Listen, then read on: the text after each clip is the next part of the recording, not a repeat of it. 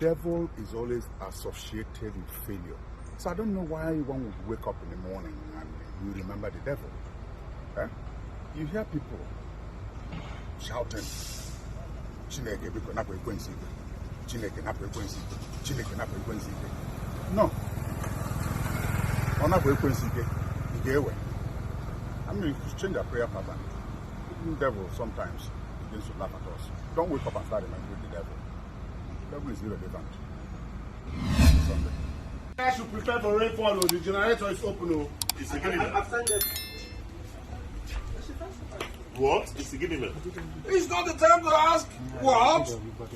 Our community is in danger. Nowhere is safe now.